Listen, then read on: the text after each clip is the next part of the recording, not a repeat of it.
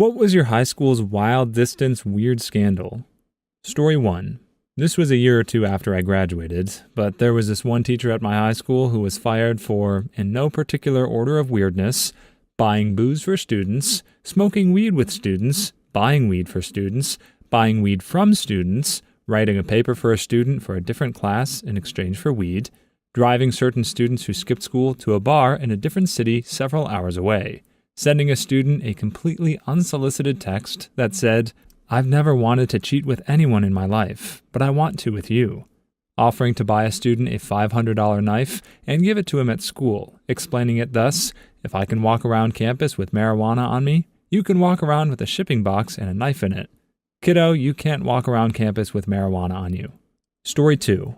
Long story short, a student was caught having hanky-panky with a sheep up at the tiny farm the school ran for the agricultural elective students. So since it's been asked a few times, the only slightly longer part of the story was that the class was, as stated, an agriculture elective. Once a student had completed enough required worksheets, they got to go over to a farm and do some work instead of sitting in class writing. Not exactly easy, but it was nice when the weather was cool. This guy had the class for both morning sessions, so he said he'd just stay out over at the farm and get a ride back at the end of the next class. Well, amongst other incidents, he was not the brightest bulb in the box. Seems he lost track of time, and the next class came walking up to the barn with him balls deep in the sheep. Word was the sheep didn't seem to notice. Here's an unrelated fun fact. In some states, if you're caught making it with a farm animal, they'll punish more than you. They'll also put down the animal. I assume that's some kind of biblical thing, but I can't say for sure. And I don't know why they do it. I assume they don't want the critter leading anybody else on with those tight little flanks. Story 3. The football star at my high school was accused of assaulting a 4-year-old child and went to jail for it based off very little evidence. He was sentenced to 25 years. It was my junior year, and it was his senior year. He had a full-ride scholarship to play football, and he, along with everyone else, really thought he'd make it to the NFL. He served 3 years of that sentence when the county's new DA looked over his case and saw that there was basically no evidence, so he was released. This was in summer 2017, and he was officially exonerated last year. Turns out it was his best friend, who looked just like him and lived with him, who did it. Dude is doing really well now. His girlfriend stuck with him through the whole thing, and they're married now. There's actually a documentary on Showtime about it that just came out. To save you a Google search, the documentary is called Outcry. It's 5 episodes long, so I'll probably never see it, but I figured there'd be viewers who would want to know. Story 4. My senior year, we had a freshman who became obsessed with another girl in my class. He would call her all the time, not sure how he got her number, show up at her house, and follow her around school. His harassment started to become inappropriately graphic and increasingly angry and violent.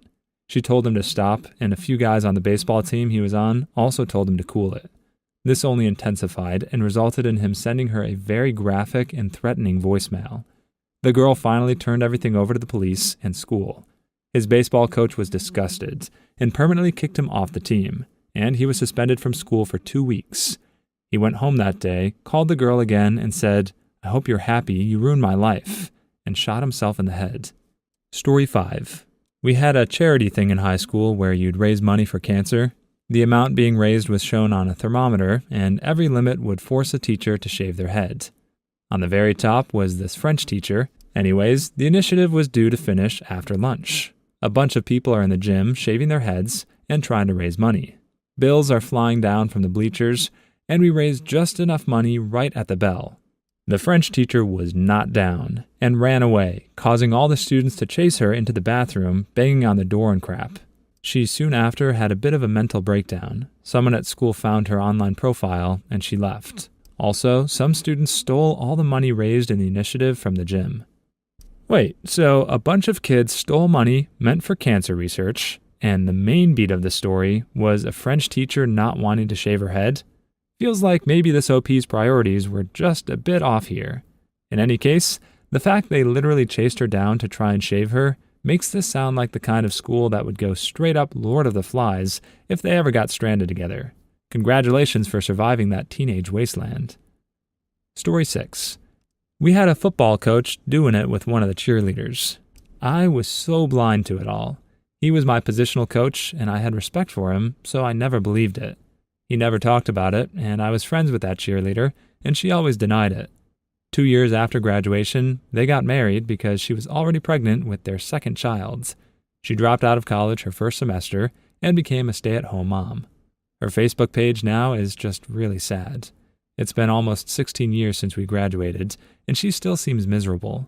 All her dreams just vanished, and she's still married to that coach who's getting older and fatter. He's over 60, and she's in her 30s. I just need to interject that there may be a bit of projection on this OP's part. I'm just basing this on the fact that they feel the need to mention that her husband is getting older. Literally anyone you marry will age in the course of 16 years. Unless you marry Paul Rudd, then you're probably good. Story 7. A few years ago, I had the TV on in the background with a true crime show going, wasn't paying much attention to it, until I heard the line, "There wasn't much else for high school kids to do in wife's hometown during year wife would have been in high school." Started paying attention, and it's covering some kind of hanky-panky ring that ended with the murder of one of the participants. Brought it up with my wife, and she was like, "What? I don't remember." Oh, right, that incident. Story 8. Principal harassed a teacher. Gym teacher was fired for being too close to female students. I couldn't get any more details, but I did witness strange behavior towards females in the class many times. One girl had a key to his office. Students having hanky-panky in the bathroom/second theater. Nobody ever got caught in the theater as far as I know. There was also a stabbing my freshman year. I didn't witness that itself, but I was in the hallway when it happened and witnessed the loud and panicked crowd. For any more people wondering if we went to the same high school, I went to high school in Tennessee. Story 9. The soccer coach was sleeping with 4 of the soccer players, 16 to 18 years old, 2 of them being other teachers' daughters. They had it completely secret until his wife found a journal where he wrote about each time he slept with each girl on the team. At the end of the school day, we walked out and there were 4 or 5 cop cars, and they were walking him out of his building in cuffs. If I remember correctly, the girls didn't have to come back to school for the rest of the school year. It was close to the end anyway. Everyone found out their names pretty quickly. Biggest scandal at that school in decades. What was the point of finding out their names? You found out that your soccer coach was a creep, and the school's first instinct was to figure out his victims so they'd know who to gossip about?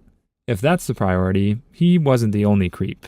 In any case, while I certainly don't encourage statutory behavior, I have to say, if you're going to commit literally any crime, maybe don't keep a journal dedicated to it. If you're the villain of a horror game, that's great, because it lets us experience the story as we're exploring your abandoned farmhouse or whatever. But if you're a real person who presumably doesn't want to go to jail, it's just idiotic. Story 10. My first day of 9th grade, a senior took a hit of acid, took his clothes off, and ran around naked, yelling, "I want to see everyone! I want to see everyone!" He was finally chilled out, and they got a robe on him, called his folks, maybe he was suspended. Saw him a few weeks later. 3 years after that, he came to our house to install cable TV. My dad always kept some cheap beer around for service people and the like. I gave him and his coworker one and said we didn't have any LSD. He laughed his butt off and said, "That's probably a good thing." Story 11. Not even a scandal, just a widely accepted rumor. English teacher was permitted to select 1 male per senior class to try and woo and sleep with. My friend claimed his older brother was that year's selection, prodding him to strive to do the same. Unfortunately for him, another uninterested buddy actually was, resulting in her petting his arm, giggling at his jokes, bending over in front of him, etc. She left to become a principal at a different district a few years later. Permitted by who? The school board? That sounds too insane to be true.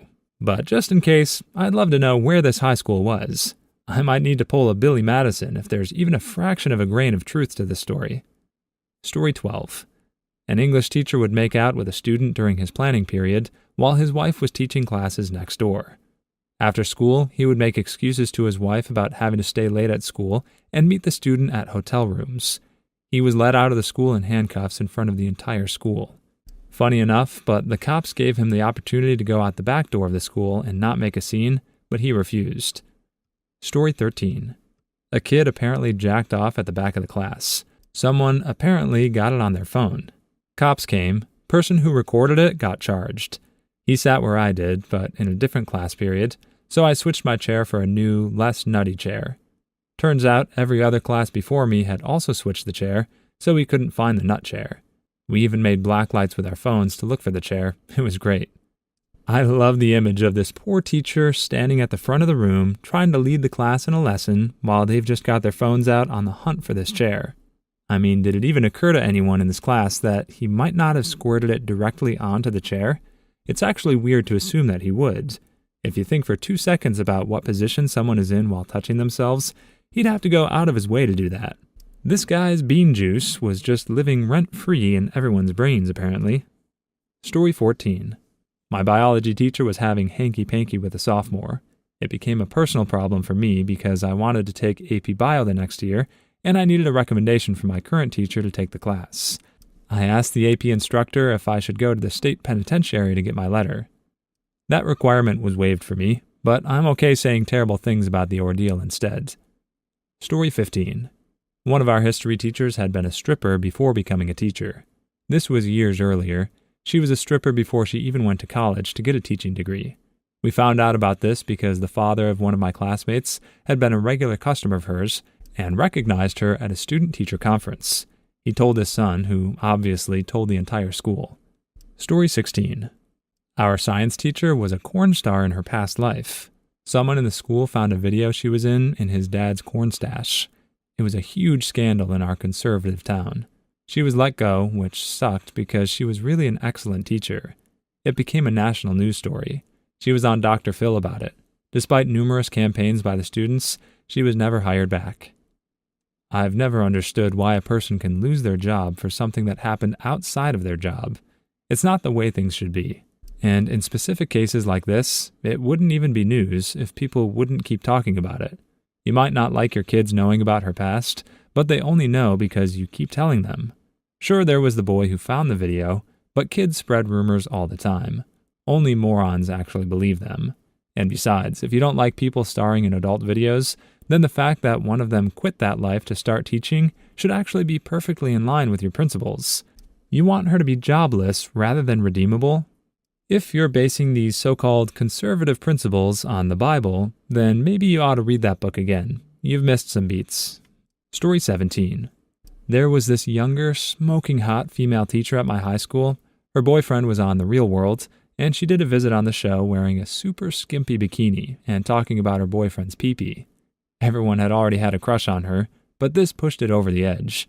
I don't know if she quit teaching, but I don't remember seeing her around school after that year. Story 18. I went to a charter school in Pennsylvania. The founder stole hundreds of thousands of dollars from the school district and used it for himself. In the back of the school, he built an apartment with a stripper pole, but it was hidden in the school. You could only get to it through one door hidden in a closet.